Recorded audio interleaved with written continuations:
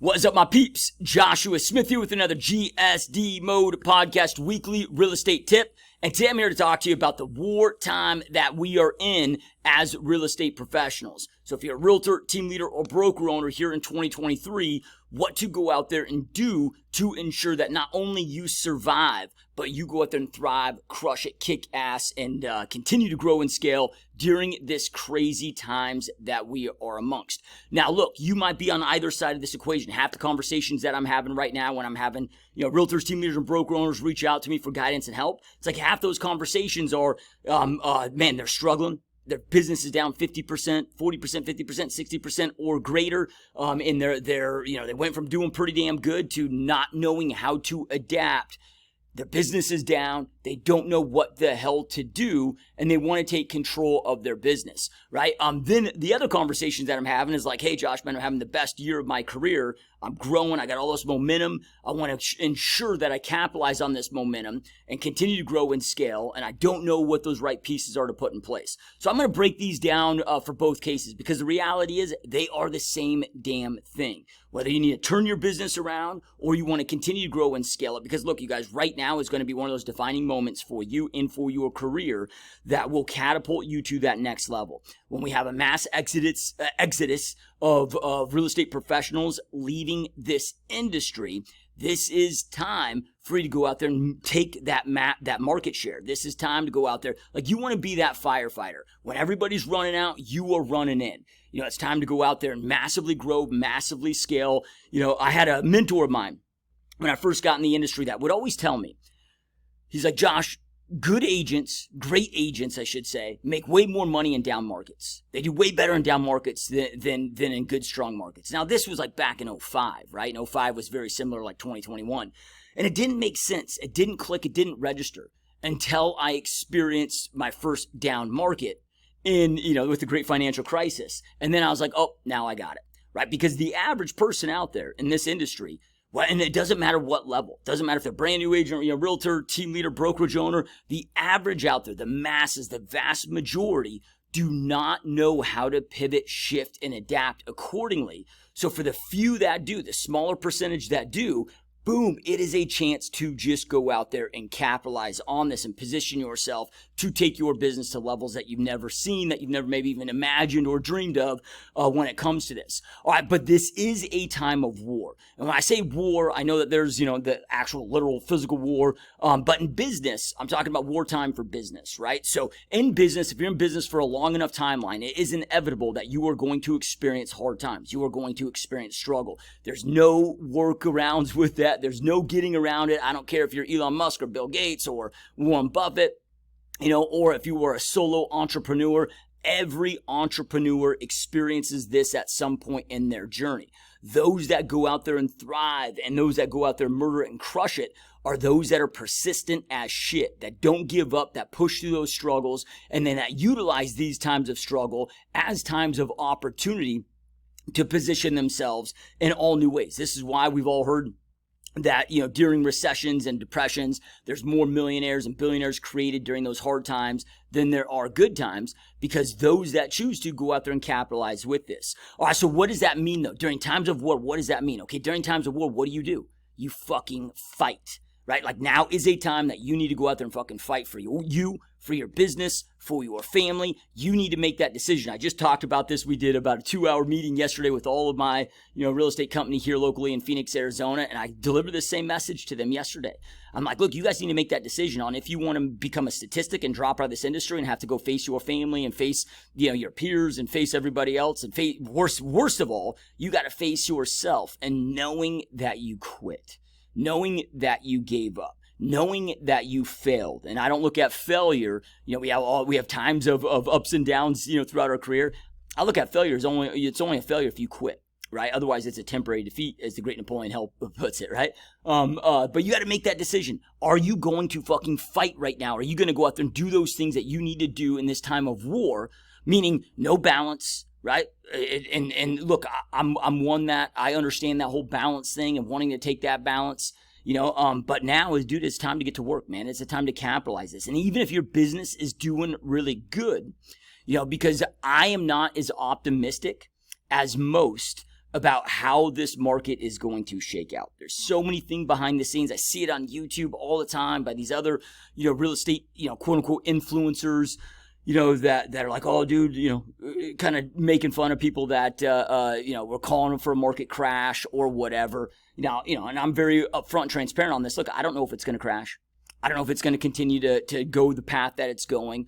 All I know is there is an insane amount of vulnerable shit behind the scenes where this thing could be a house of cards and could collapse at any time. So I am not, even if you are thriving right now, right? Like, my business is doing really good right now. I am not going to allow myself to get comfortable. Plus, I want to capitalize on the market share that is opening up right now for all of us. And you might be sitting there thinking, oh, Josh, there is no open market share because transaction volume is so down in our marketplace. Look, the amount of agents that are checking out, whether they're getting out of the industry altogether, or whether they're going out there and getting side gig work, or they're just mentally checked out, that is outweighing the amount of transaction volume. But you got to be very strategic during these times. So during times of war, number one, you fucking fight. If you got a battle in front of you, you're not like, oh guys, hold on, let me pause. Can we take a break? Stop shooting, right? I need a rest day to recuperate. No, you fucking fight until that battle's won. And I'm not saying that you can't take a little bit of a pause here and there, right? I look at this of, yeah, you might need a rest day to increase your output and whatever, but now is the time that you need to be mentally strong. And you need to be, strong with your strategy, strong with your approach. You got to be focused. You got to be mentally strong. You got to be a mental champion. And this is a time to allow yourself to forge into that next best version, of yourself with this. All right, so times of war, man, we fucking fight. And then also during times of war, you become extremely strategic. And during times of war, you attach to the fundamentals. This is really important. Now, because again, I don't want to alienate and make this, again, because I know that like half of you might be crushing it, kicking ass. I have so many coaching clients right now murdering it and crushing and kicking ass. So many of my agents internally on my real estate company that are crushing it and kicking ass, and we're crushing it and kicking ass. But then I know that there's a huge contingent of the industry right now that's massively struggling as well. The reason why I'm putting this all in the same bucket is because either you need to turn things around to survive, or you want to thrive at all new levels. But how you do both is the same process. All right, so during these times of war, right, you got to attach to the fundamentals. Now, the cool thing is these are things that we should be doing at all times anyway. However, when things are good, during times of peace, it's easy to get lackadaisical. And I'm guilty of that too. I would be full of shit and lying to you if I said I wasn't guilty of that too. But as the great Warren Buffett says, when the tide goes out, you see who's skinny dipping. And I see it all the time, man. Conversations that I'm having on a consistent basis right now, people reaching out to me that are looking for help, that are looking for coaching because they know that they need to turn things around. They're like, hey, look, man, my business was, I did XYZ activities to go out there and build this book of business. And then, for the last few years, I've been able to rely on my repeat referral business and those relationships. And now that shit's fallen off a cliff. My referral repeat business is from my, sphere of influence of past clients is down 60%, meaning my business is down 60%. They don't have new lead gen strategies going on, or they're going back to trying those old lead gen strategies that they were doing and they're not working today. And this is a common thing that I'm hearing, right? Okay, like strategies need to shift. Strategies need to adjust, but we got to attach to those fundamentals. So these are things that we should be doing at all times, but they become more apparent during these times of struggle. All right, so then with that being said, let's just jump on into this. Well, first, let me walk you guys through, so what we're seeing right now, we've got about, when we look at real estate agent business, nationwide is down about 40%. So the average realtor's business is down about 40% right now. NAR is predicting about 15% of a dropout of this industry. So when you do the math on that, what does that equate to? So there's about 1.6 million, NAR realtors. So you take 15% of that, dropping out. But with that, my prediction is it's about double or more of that have actually dropped out. Now, they might figure out a way to retain their license and maintain their license, because if we look at the great financial crisis, and I'm just trying to go off memory here, but I believe it was just above 30% as far as realtor drop-offs during, that last crash that we experienced, or that last big crash that we experienced, hard economic times that we experienced. Well, it could be more significant than that percentage, even at 15%, which I know sounds funky, but At that time, we didn't have gig work available. Right now, economically, we have a record number of people getting second and third jobs. That's why all these payroll reports, everybody's out there talking about how strong the economy is, how strong the payroll reports are. It's all fabricated bullshit, right? So, okay, if I've got this one amazing job that's paying me, it's a white collar position, paying me, 170 or 200 grand a year, I lose that job. I now need to go get 3 jobs to maybe not even match that income, but just to be able to get by, because most people, as their income increases, they level up their expenses as well. Well, payroll reports counts that now as 3 jobs. So they're looking at that as, we didn't lose a job. We gained, there's 3 jobs gained, 2 net jobs, right? Because you have the 1 lost and then the 3, so they're looking at that as positive employment growth. That statistic might look pretty on a piece of fucking paper, but in reality of life, it is not pretty, right? And my recommendation is, get off these headlines that we're seeing. Get off all this shit of people telling you whatever the market is going, whatever it's predicted to do, and just pay attention to your own life. Have conversations. I'm having a conversation with a banker at my bank the other day. And she's telling me her and her husband both work full time. They've got 1 kid, and she was telling me that they're struggling just to go out to McDonald's right now. With inflation. I mean, you got life 30% more expensive today than it was 3 years ago. What does that mean? That means our dollar has devalued by 30%, right? So then from there, we got record amounts of layoffs. You can go to dailyjobcuts.com, check that out. You can see the amount of layoffs that are taking place. When you look at the stock market, it was like, stock market's booming. Dude, you got 7 companies propping up the other 493 that are performing like shit. You got over 40% of those that are zombie companies, meaning they're absolutely insolvent without new rounds of VC, capital and liquidation, being pumped and dumped into their businesses. They're completely insolvent. There's a lot of reasons as to why the back end of this thing that a lot of people aren't paying attention to don't see those vulnerabilities. Now, I'm not here trying to play Chicken Little. The sky is falling. This thing is going to fucking crash and whatever. It could, right? But I don't know. I don't spend any time in speculation. That's just mental masturbation. Why would I do that? Why would I sit there and waste my valuable time on trying to find out and identify, is this market going to crash or not going to crash? Look, the only reason it's being propped up right now is because of all this it's being artificially propped up through essentially just injection of stimulus. We'd be in a 16-year-long depression right now if it wasn't for monetization of debt and the Fed printing essentially QE infinity, quantitative easing infinity, and they have different ways of doing that behind the ways. So, we're not officially doing QT. Yeah, well, when you're manipulating the bond market, when we have socialism applied to all the biggest corporations out there, that's too big to fail. So we really, we're operating, in a fascistic state as it is, with this. It's like, okay, well, when you break it down, it's like, okay, remove that element.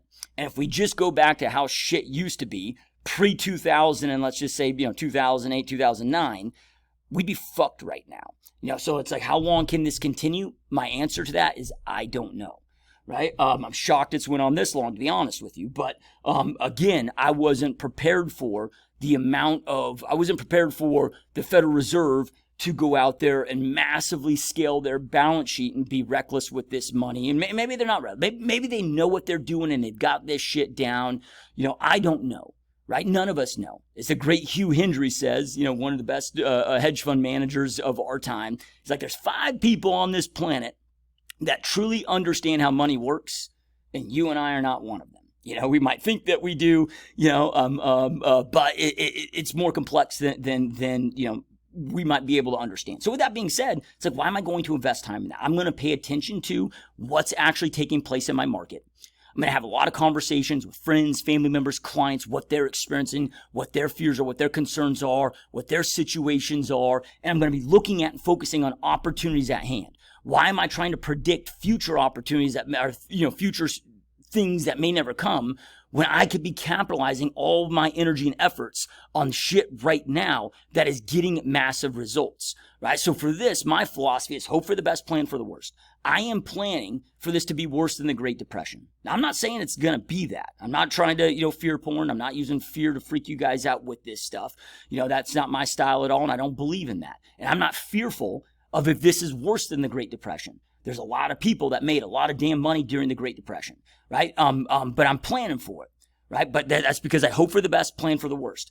If I'm prepped and planned for worst case scenario and I'm working my ass off and I'm not allowing myself to get comfortable because worst case scenario could happen at any moment, if worst case scenario comes, hopefully I'm good. If it doesn't come, okay, I'm also good, right? Then from there, I'm spending all my energy and efforts focusing on right now opportunities, right? Okay, so when it comes to attaching to the fundamentals, we got to attach to the fundamentals on a hardcore level. What does this mean? You got to attach to your processes, you got to attach to your systems, and you got to attach to your strategy. That's really, those three things really, break down the fundamentals: processes, systems, strategy, and then eventually people that we got to plug in to do those things. These are really the core of any business, all businesses out there. So what are our processes? Our processes are the step-by-step actions that we do to get the desired result that we want. You got to make sure that you've got your processes from A to Z, anything done more than once in your business. You've got those committed to paper.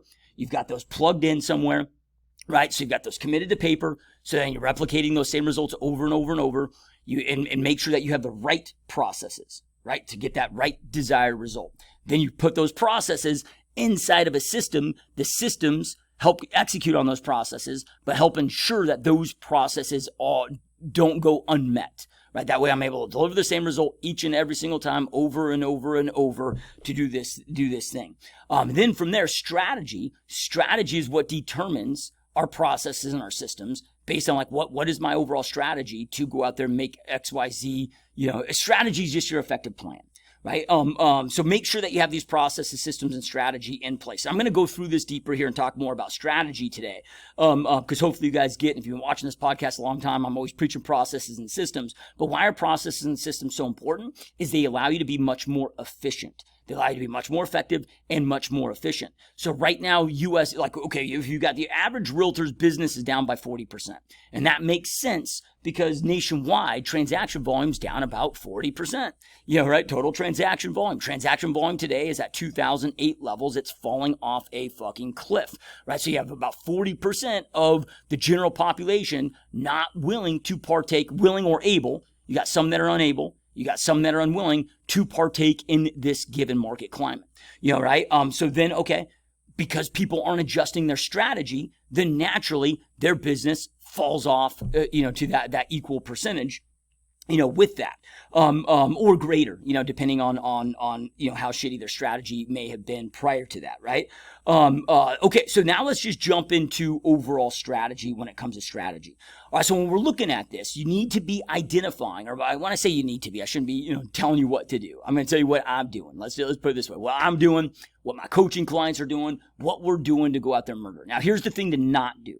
You do not want to sit there and blame the government, blame interest rates, blame the economy, blame the president. That is victim loser bullshit. Speak in your own internal head, and you're going to get loser results if you want to operate mentally as a loser. Right now, I'm not saying that you got to like any of that shit, right? I don't agree with a lot of the shit that's going on right now at all, from an ideological perspective, whatever. But when it comes to my business, I cannot blame outside circumstances for my success. And I, was kind of going back and forth on one of my Facebook ads. This dude, was sitting there again, just adopting this hardcore victim mindset of, oh man, there's no houses, there's no transactions taking place. Nobody's selling unless you want to work, 100 hours a week and, whatever. It's like, it was just, government, interest rates, slimy investors. And every time I came back with, hey man, and this is on a Facebook ad of mine. I'm trying to give this guy help, and maybe he doesn't want my help. Obviously he doesn't want it, doesn't care to listen. His mind's too closed, for this. But it's like, dude, here's 5 strategies right now to go out there and get now immediate business. Oh, there's no listing inventory. Okay, well, here's 5 strategies to go out there and get insane amounts of listing inventory. Like any of you could have 20 listings in the next 30 to 60 days. But if you wanted to, if you chose to, and I'm not just saying from a mental perspective, we'll get into strategy here in a minute, but if you are mentally blocked and mentally checked out, like the vast majority of this industry, okay, you're not going to get shit for results, because when you are a victim, you're giving up your own personal power, your own personal control to something that's bigger and greater than you. So then you can't do anything about it other than bitch, moan, and whine and go out there and troll on other motherfuckers' Facebook ads that are trying to help you. You know, right? I mean, that's what victims go out there and do. No, we got to be victors. We got to be winners, right? Like, we're here to win this fucking war. So yeah, and I'm not saying that's not a struggle. I'm not one that, a lot of times, like on my Facebook ads, because I'll talk about, triple your business in the, next 12 months. And, people will be like, oh, it's shiny pennies, like they'll, you get a lot of trolls, man, tons of trolls, but it's like, look, I'm not, when I reply to those ads, I'm like, look, I'm not here telling you that I don't have a magic pill. I don't have a shiny penny. If you're strategic and you work your ass off, right, it comes down to consistently working the right effective plan. It still takes work. There is no such thing as 6-minute abs that exists out there. Like, you got to put in the fucking work. There's more effective ways to go out there and make things happen, but work alone is not enough. Like, I don't care how hard you're sprinting. If you're sprinting east chasing the sunset, you're not going to find it. I believe the sun sets in the west, right? I should have thought that through for a second. Pretty sure the sun sets in the west, right? So it's like, okay, I can be sprinting as hard as I fucking can, but if I'm running in the wrong direction, I'm never going to see that sunset. You got to run in the right direction, and then, you got to run, man, right? So, okay, so that's what you cannot be. Then from there, the cool thing about that is when you give up that bullshit mentality, and you are focused on and understand that my business is in my control. Success is all internal, never external. When you're operating from, hey man, here's the cards that I've been dealt. How do I best play this damn hand? Like, you and I can't control the market. We can't control the, all that bullshit. I can't control the housing market. You can't control the housing market. We can't control shifts and changes with, technology, all of this shit. It's just going to happen. Right? So then I need to assess all of those things and put together the right strategic plan to go out there and optimize on this given time that we are in. All right, so when we look at the market that we are in right now, you got the capitalization on market share where that other agents are dropping off on, even though, that's a challenge right now, of course, and that's why we got to work a little bit harder right now too, to make up for that. But there's going to come that time where the amount of agents that drop out and are disengaged outweighs the amount of lesser transactions taking place. Now, if you are a team leader and broker owner, it's also a great time to go out there and just slay it with recruiting agents, right? I'm seeing a record number. Now, when I say a record number that I'm seeing, I don't have this as a statistic. I'm saying I'm experiencing this. And experience is powerful, right? Because a lot of these stats are bullshit. A lot of what we hear out there is bullshit, right? Like, I want to go on, like, what am I seeing? What am I experiencing? So a lot of these conversations that I'm having right now are team leaders and broker owners that were out of production, that were growing and scaling their brokerages and their teams, right? Well, because their agents are dropping off and they, didn't lead their teams in brokerages successfully through these transitionary time, they're having to jump back into production and they're distracted. Now's a great time to go clean house on those recruits, right? Like, agents need a freaking strong leader right now that knows how to guide them through these times. More time, like, you need that general that knows how to win the fucking war, right? For those soldiers, right? So, okay, so with this then, when we look at the landscape that we're in right now, you need to be a sniper, not operating in a shotgun approach.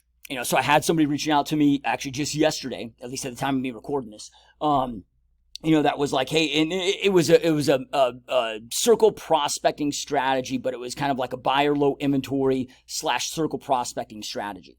And by circle prospecting, essentially, it was a methodology, a strategy to reach out to all these, potential, these homeowners in any given neighborhood, and have conversations with them to see if they're looking to sell. And I'm like, and he's like, do you think that would work? And I said, hey man, like in 2020, 2021, early 2022, we were doing a lot of that and that worked then. Today, I'm not saying it's not going to work, but it's going to create an insane amount of resistance because you have a lot of people right now, and the majority of people living in those homes aren't looking to sell right now. They're locked into lower interest rates, right? They're feeling this inflation. Right? They don't have the funds to go out there and buy. They don't want to leave their low interest rate payment. There's fear, there's comfortability, a lot of different factors, as to why they're not selling. But I'm like, you're going after a lot of people, that don't have demand or need or desperation to go out there and transact or sell in this given market, right? So you need, when I say sniper, not shotgun, right? Shotgun, that's a shotgun approach. Just trying to cast a large net and seeing who of the general public wants to go out there and buy and sell with you. Instead, be that freaking sniper. Identify who has the desire, who has the need, who has the motivation to go out there and buy and sell. Now, on the buy side, I'll hit the buy side first, then we'll get into listings, because the listings right now, not that there's not a lot of opportunity on the buy side, there of course is, but there's more opportunity right now on the list side as I go through some of these strategies with you guys today. All right, so on the buy side, it's like, how do I apply that sniper approach? Okay, so thinking about who are people right now, all the objections that you get, oh, well, interest rates, okay, I want to identify who's motivated to buy, who wants to buy, and who does not give a shit about the interest rates right now. Like, yeah, maybe they wish they were less, but like they are ready, willing, able, and committed in this market climate. That's what I'm looking for. Okay, open houses. Now, you may not like doing open houses. Again, time of war. Just fucking, suck it up, buttercup, right? Like, I'm saying you got to do them, but it's a great, effective way to go out there and do business, right? So with open houses, now being strategic with your open houses and breaking this down and looking at, okay, well, in my marketplace, like, something that we've experienced in my market here in Phoenix, Arizona over the last several years is, okay, like, dude, with our increased prices, when your market goes up 60% over 2 years, it's like, first time buyers, that first time buyer category, that, $200,000-$300,000 price point became obsolete, right? So it's like, okay, what I want to target on right now for my market where things are moving, where people have the funds and the means to do so that are ready, willing, able, committed, is like that $500,000 to $900,000 price point. So I'm going to make sure I'm doing my open houses strategically on those types of property where I have the highest likelihood of people interested in that type of home coming through. Because with open houses, the great news here is that people that are checked out of this market, or that are not interested in that, you might still have your dreamers, right? But a big percentage of those that are coming through your market, coming through those open house, are those that are checked into this market, not checked out, right? Like, dude, if I know I can't go buy right now, I know that I can't or don't want to worry about these interest rates right now, I'm not going to waste my fucking Saturday afternoon or Sunday afternoon looking at open houses. Now, again, you're going to get some of those looky-loos through, but with open houses, man, if you convert 1 out of 15 leads, you're freaking crushing it. You are slaying it, getting a massive ROI in your time. You're murdering it, right? So then from there, okay, open houses, right? So that's enough on open houses. Then from there, Facebook ads, paid Facebook ads. Now, these are 2 things that I've been doing now since Facebook ads came out, open houses since the beginning of my career.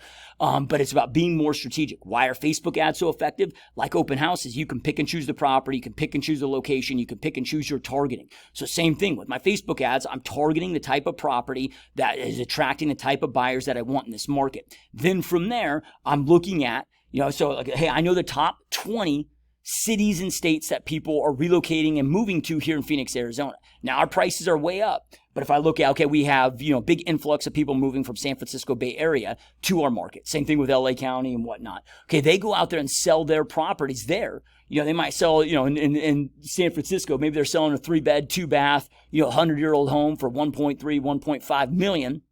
They're able to come out here and get to them, which is like a castle for $800,000, and it seems like a steal to them. And they have the means to do so, because of the sell of that other acquisition. So just being very strategic with your Facebook ads of, okay, who's moving to my area? What's the product that they're looking for, and whatnot there. So we got, Facebook ads. Okay, YouTube, and I'm talking about organic YouTube, crushes it because of, the high reloads. These are people that are serious, motivated in this market. We're having a lot of success with our YouTube. Okay, right now, intentional online-based platforms are doing extremely well for us. Right? And doing, not just for, when I say us, I'm talking about me plus my coaching clients and whatever, intentional based. I know that a lot of you get butthurt when you hear things about Zillow, right?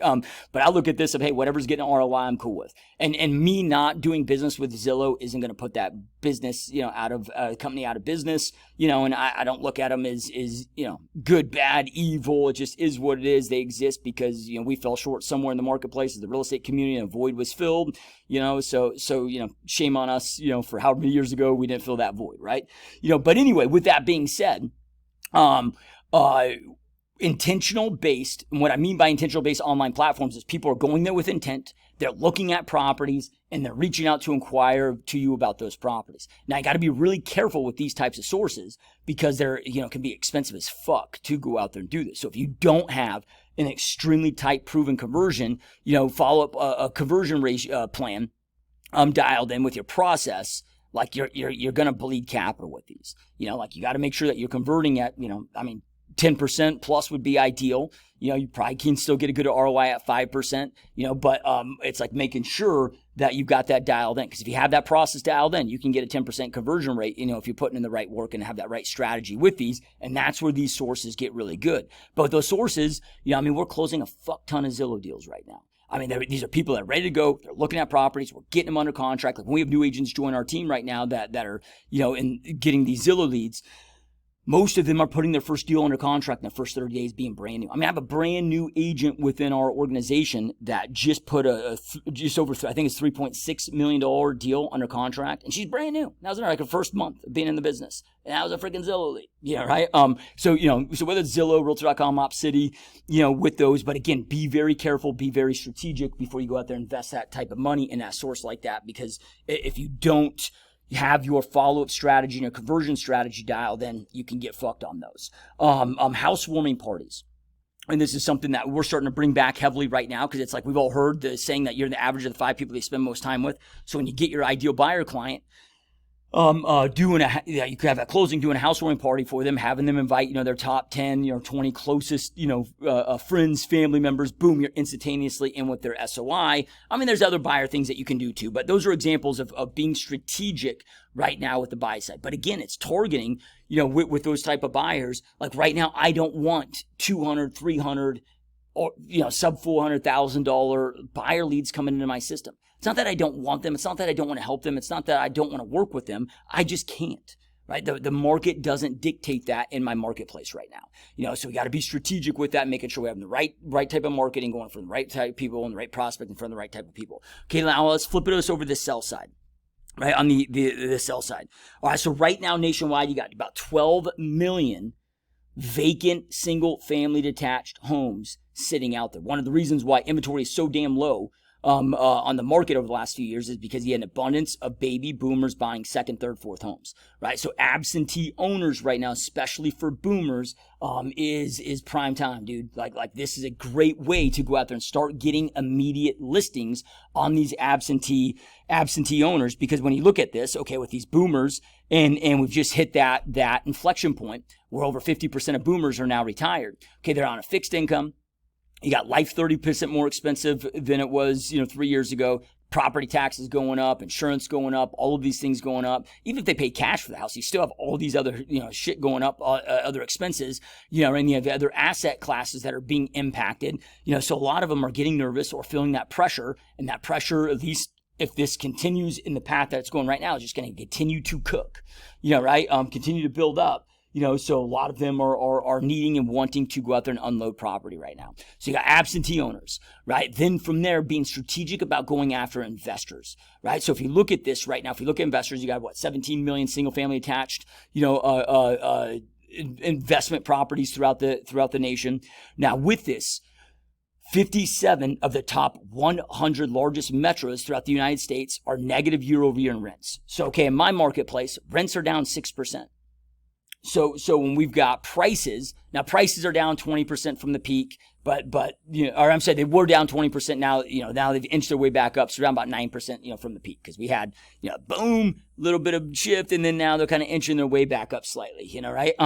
So with that, now, if you look at the graph for bubbles and crashes, that historic graph, whether it's the stock market or real estate market, you have that big spike, you've got this, slow correction. And then you've got, it's called the bull trap, right? Where then it goes back up. People think it's corrected, whatever. And then it's kind of like that false correction before the true correction, and that could be where we're at. Again, I don't know, but I'm prepared for it, right? So, but when we look at these investors, okay, when rents are going down, so there's signs that we're at peak, right? As far as pricing. And then when you got suppression of rents, that means, and then plus property taxes going up, all those other things going up, that means that their ROI on these investment properties is going down.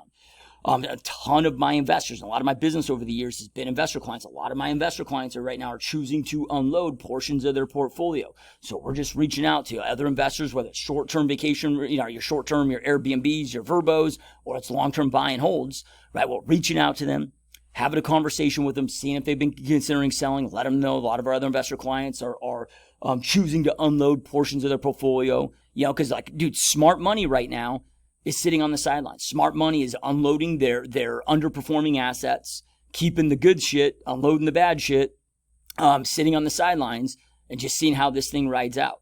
Right? So then from there with these other investor clients, if I can help them, having these conversations. Now, here's the cool part about this, is whether it's a short-term vacation rental, whether it's a long-term buy and hold, if they're like, no, dude, I'm ecstatic about this property. It's delivering me a great ROI. It's amazing, with that ROI. Okay, great. So then from there I can transition that conversation. Okay, that's so great to hear. A lot of my other investor clients, aren't in that position. So I love hearing that. That's amazing to hear. Hey, out of curiosity, if I can find you a similar property to yours that performs with those same numbers or better, are you willing to add properties to your portfolio? So I can win twice, right? It's either I'm trying to get the listing. If I can't get the listing, then boom, I get an investor relationship to see if I can go out there and find them other properties for their portfolio. So investor clients are huge. If you guys have been watching, these short-term vacation rentals in most markets, they've been getting hammered. My market, dude, occupancy rates are down 52% with short-term vacation rentals, and over half of these have been acquired in my area and same along, most metros. Since COVID. So a lot of these people are acquiring these, expecting a certain ROI, expecting a certain, return on these. And man, that has been massively unmet. It's a massive disappointment. And now that things are continuing to go down, they're getting in a position where they can't hang on, or they're just fucking sick and tired of the headache, whatever it may be.